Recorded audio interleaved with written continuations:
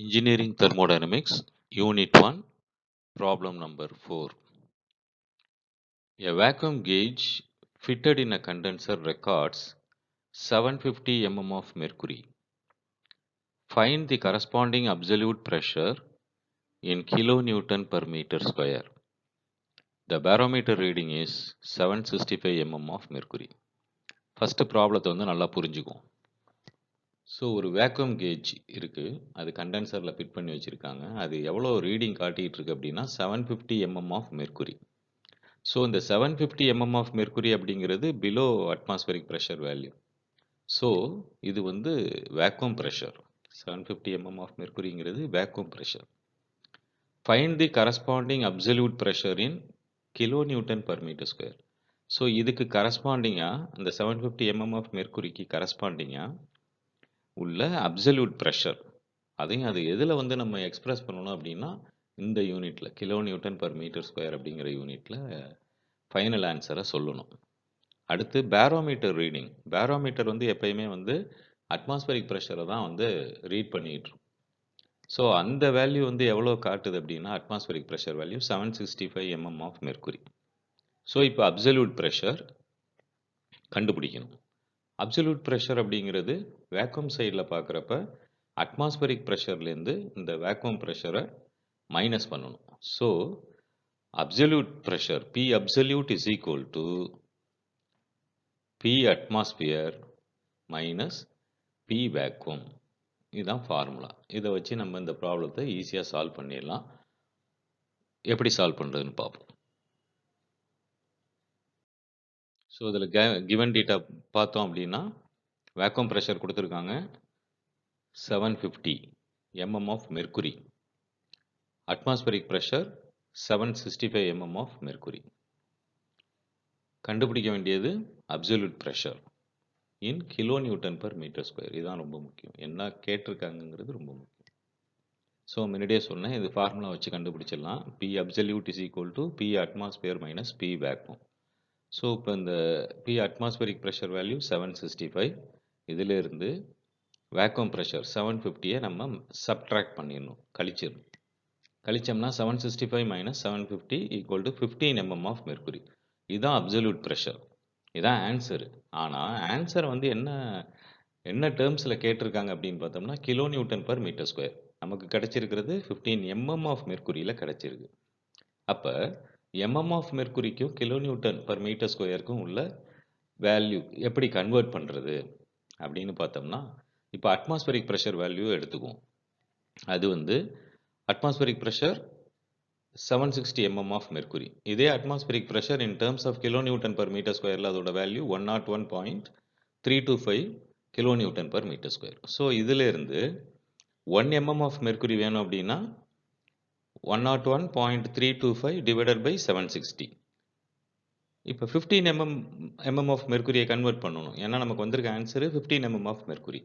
அதை கன்வெர்ட் பண்ணோம்னா எப்படி கன்வெர்ட் பண்ணுறது? இந்த 101.325 divided by this 760 multiplied by 15. இதை நம்ம கால்குலேட்டரில் போட்டோம்னா we get 1.9998. இப்போ எதா கன்வெர்ட் ஆகிடுது? mm of mercury, 15 mm of mercury now becomes 1.9998 kilonewton per meter square. இப்போ ரிசல்ட் எழுதிட வேண்டியதான். Absolute pressure P absolute is equal to 1.9998 kilonewton per meter square. அவ்வளோதான் அந்த problem. Simple problem.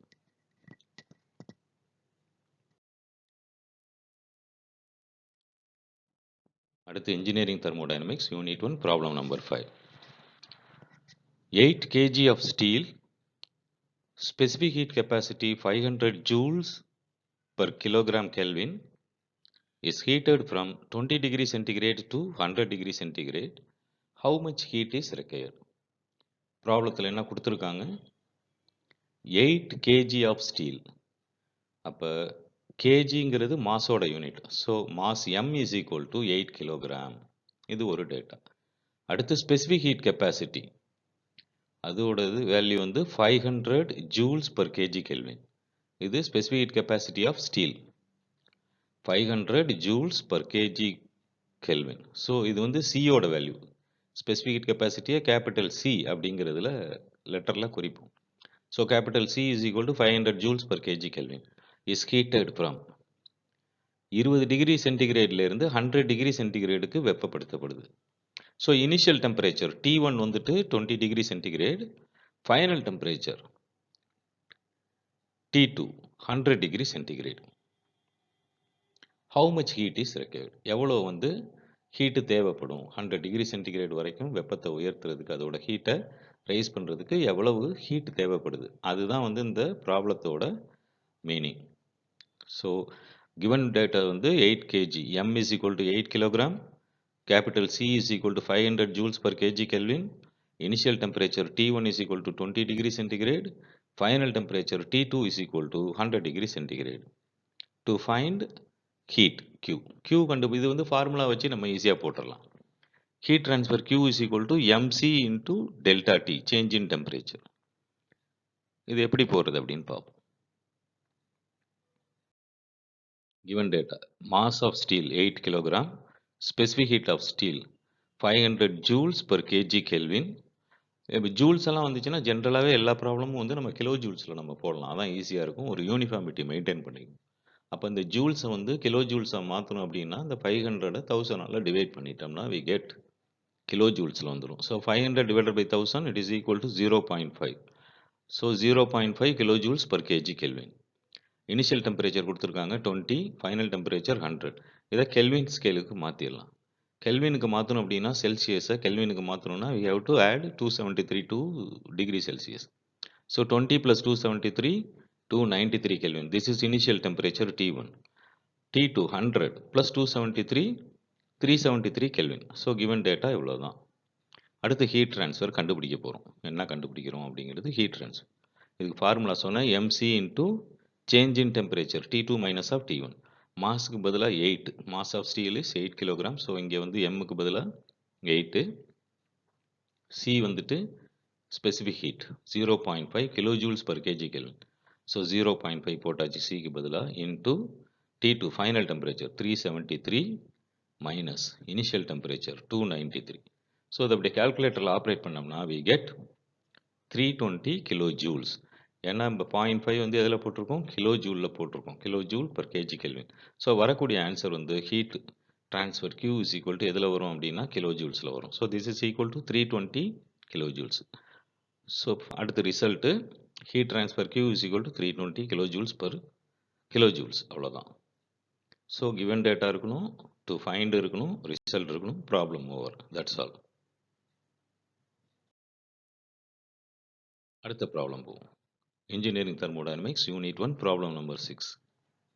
6 kg of air is heated at constant volume from 25 degree centigrade to 100 degree centigrade. Find the heat transferred. Take C suffix V is equal to 0.718 kilojoules per kg Kelvin. So, இந்த ப்ராப்ளத்தில் என்ன கொடுத்துருக்காங்க, ஏர் 6 kilogram of air, ஏர் எவ்வளோ இருக்குது, 6 kilogram இருக்குது. அப்போ mass of ஏர் வந்து 6 kg. இதை ஹீட் பண்ணுறோம், heated at constant volume, volume மாறாமல் ஹீட் பண்ணுறோம். இந்த 6 kg ஆஃப் ஏரை வால்யூம் மாறாமல் ஹீட் பண்ணுறோம்.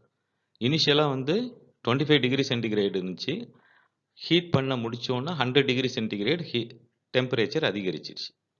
Find the heat transfer. So 25 டிகிரிலேருந்து 100 டிகிரி சென்டிகிரேட் அதோட டெம்பரேச்சர் உயர்த்துறதுக்கு, எது 6 kg ஆஃப் ஏரோட டெம்பரேச்சர் உயர்த்துறதுக்கு எவ்வளோ ஹீட்டு சப்ளை பண்ணியிருக்கோம், அல்லது எவ்வளோ ஹீட்டு ட்ரான்ஸ்ஃபர் ஆகிருக்கு அப்படிங்கிறது தான் ப்ராப்ளம்.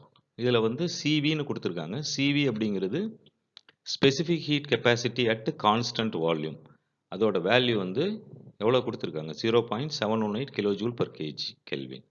இப்போ கிவன் டேட்டா என்ன, mass of air m is equal to 6 kg, initial temperature T1 is equal to 25 degree centigrade, final temperature T2 is equal to 100 degree centigrade, CV specific heat capacity at constant volume is equal to 0.718 kilojoules per kg Kelvin. இதுதான் given data. என்ன கண்டுபிடிக்க போகிறோம், to find heat transferred Q value. இது வந்து simple formula வச்சு we can calculate it. Q is equal to m CV into T2 minus of T1. mCV T2 minus of T1. அதான் formula to find heat transferred during constant volume. Okay, இதை எப்படி solve பண்ணுறதுன்னு பார்ப்போம். Mass 6 kg, initial temperature 25, கெல்வினுக்கு மாற்றுறதுக்காக 273 add பண்ணிடுறோம், we get 298 kelvin. Final temperature 100 கொடுத்துருக்காங்க செல்சியஸில், இது 273 ஆட் பண்ணோன்னா 373 ஆகிடுது கெல்வினில். அடுத்து CV, specific heat capacity at constant volume, value வந்து 0.718 kilo joules per KG kelvin. Okay, இது கிவன் டேட்டா இவ்வளோதான். ஹீட் ட்ரான்ஸ்ஃபர் கண்டுபிடிக்க போகிறோம். To find heat transfer Q. Solution, heat transfer Q is equal to formula முன்னாடியே சொல்லியிருக்கேன், mCV into T2 minus of T1. ஸோ எம்முக்கு பதிலாக 6 கிலோகிராம் இன்ட்டு சிவிக்கு பதிலாக 0.718 இங்கே போட்டாச்சு.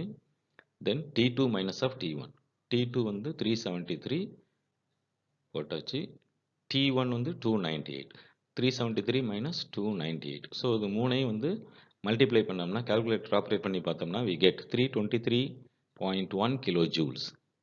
ஸோ இதான் வந்து heat transfer 323.1 kilo joules. So result heat transfer Q is equal to 323.1 kilo joules. அவ்வளோதான், வெரி சிம்பிள். தேங்க்யூ.